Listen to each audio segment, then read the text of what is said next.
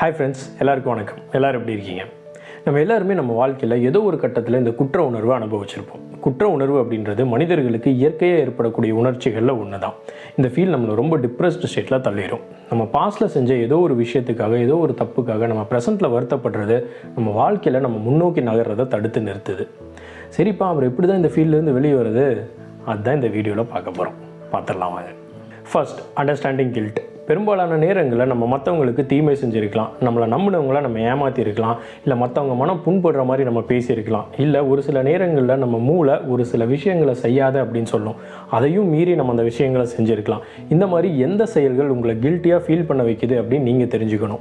இதை நீங்கள் தெரிஞ்சு வச்சுக்கிறது மூலிமா எந்த மாதிரி சூழ்நிலைகளில் நீங்கள் தவறு செய்வீங்க அப்படின்றத உங்களால் புரிஞ்சிக்க முடியும்.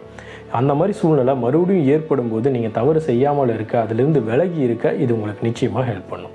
ரெண்டாவது, ரைட் டவுன் யுவர் ஃபீலிங்ஸ். நீங்கள் ஏன் கில்ட்டியாக ஃபீல் பண்ணுறீங்க, நீங்கள் என்ன தப்பு பண்ணீங்க அப்படின்னு சில நேரத்தில் மற்றவங்கக்கிட்ட உங்களால் சொல்ல முடியாமல் போகலாம். மற்றவங்கக்கிட்ட சொல்ல முடியாமல் நமக்குள்ளேயே வச்சு கஷ்டப்படுற ஃபீலிங்ஸ்க்கு வெயிட்டேஜ் ரொம்ப ரொம்ப ஜாஸ்தி. அது நம்மளை மொத்தமாக டம்ப் பண்ணிடும்.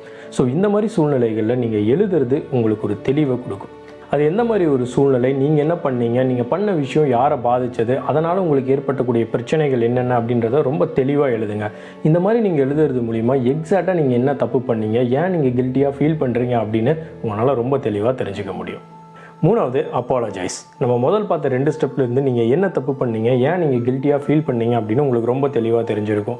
இப்போது நீங்கள் செஞ்ச தப்பு யாரை பாதித்தது அப்படின்னு பாருங்கள். அவங்கக்கிட்ட கண்டிப்பாக உங்களுடைய மன்னிப்பை நீங்கள் கேட்டே ஆகணும்.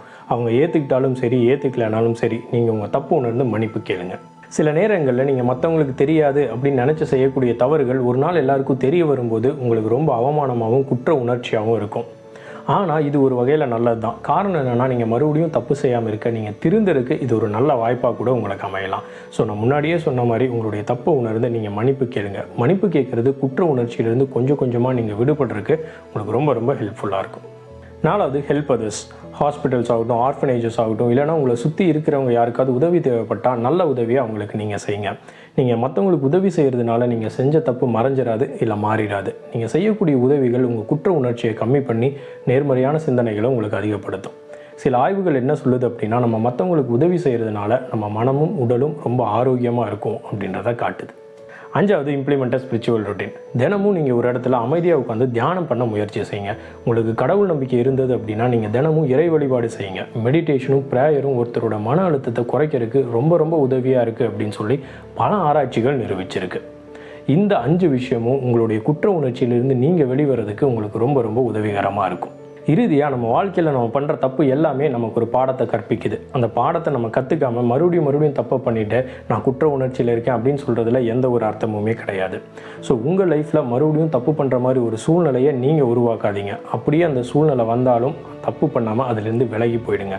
நீங்கள் கொஞ்சம் கொஞ்சமாக விலக குற்ற உணர்வும் உங்கள் கிட்டேருந்து கொஞ்சம் கொஞ்சமாக விலகிடும். முயற்சி பண்ணி பாருங்கள். நன்றி, வணக்கம்.